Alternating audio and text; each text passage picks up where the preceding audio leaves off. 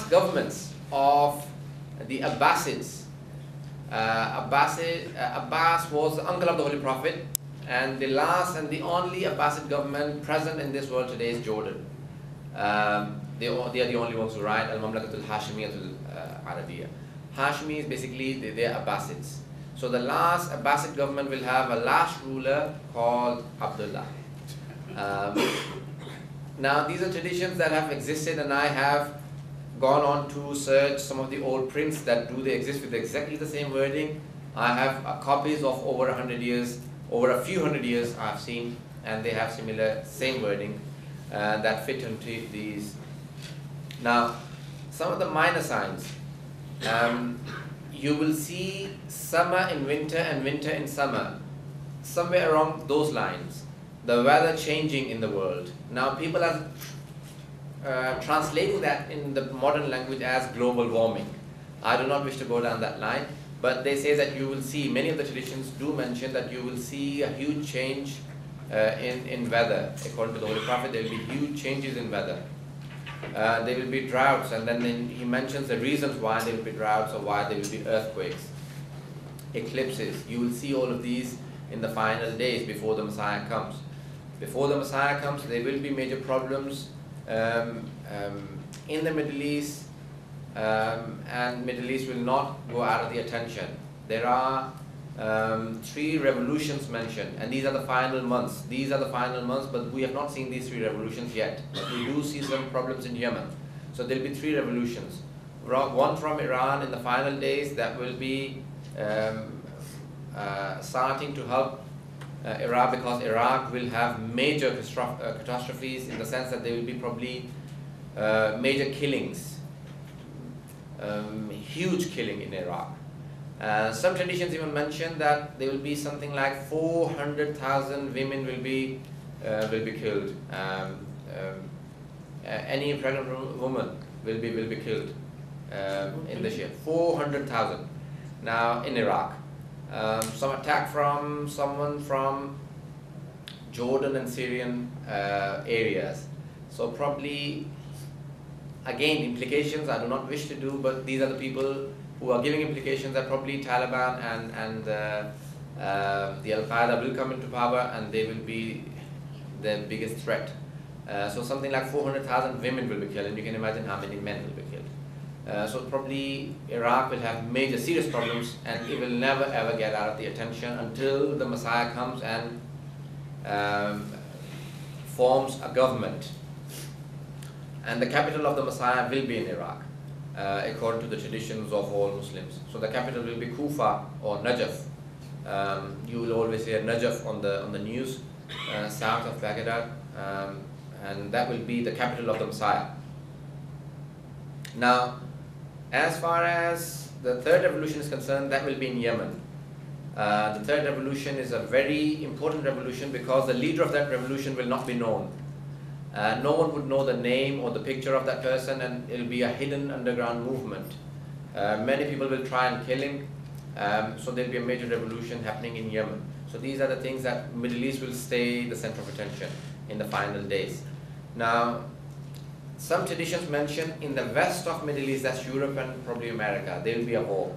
So there may be a war, so we should mentally prepare and psychologically prepare ourselves for bigger problems. Not necessarily for a war, but many other problems. There will be huge economical problems. There will be many. Now this is, I personally do believe, my personal analysis on the present day economical issues are that we haven't seen the worst yet. It is only the beginning. So there will be huge economical problems before the Messiah comes. Now the other problem is that in the east of Middle East, that is China and India and the Far East, you can say, there will be a serious pandemic of an illness, plague or something along those lines. So that will kill probably more than 2 billion people in India and China alone. So there will be all of these countries that will be involved. So the world internationally will have serious problems before the Messiah comes.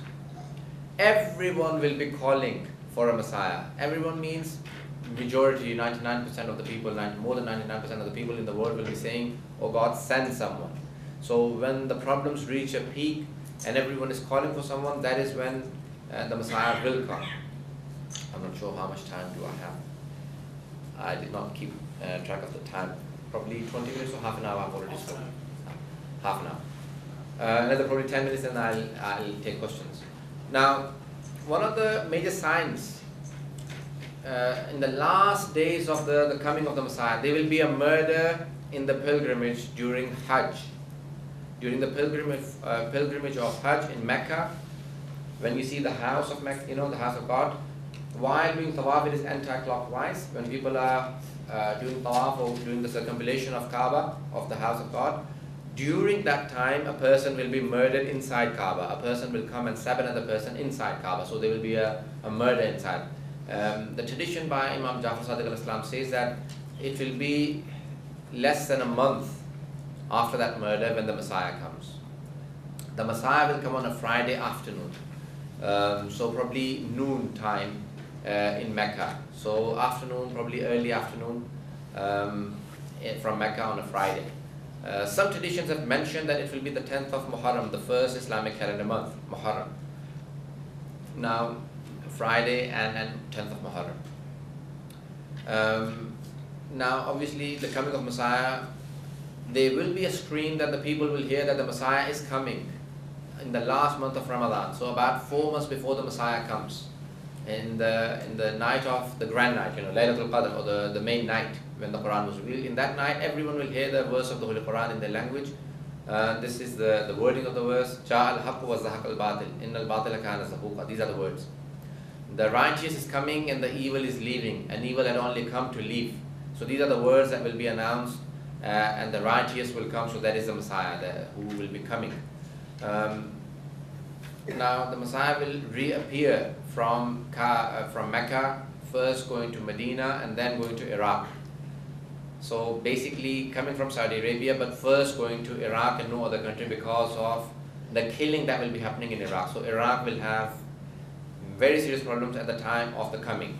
So we are getting into the peace process in Iraq, but the things will get worse before the coming.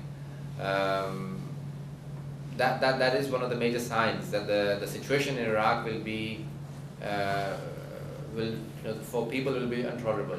They will not be able to tolerate anymore, and that is when the Messiah comes and he first enters Iraq, Karbala. He goes into Karbala first, and he revives the people, and he invites the people to come and submit to the righteous and stop all that is going on in Iraq. The killing that will be going on, he'll invite everyone to surrender, and he'll have huge following from Iraq. People from Iran will join, people from other countries will join, people from Yemen. So all over the world people will be joining in. And when he leaves for Palestine, that is when in Palestine, in Jerusalem, Jesus will come. And when Jesus comes, they will unite, and Europe will believe in the Messiah because of Jesus. So they will submit and they will join hands against evil. So the world will start to believe, and everyone will come together to eradicate the oppression that will be faced by the whole of the world. So the people will come hand in hand together, and everyone will unite, and people will submit and start to believe. That is the basic concept. There are many traditions that go in depth. Because I was on the last minute, I had actually, I was given the topic, and there was another person who was supposed to come in. I was going through an encyclopedia that is about 4 volumes on the whole concept of Messiahism. I have gone through most parts of it, and there are many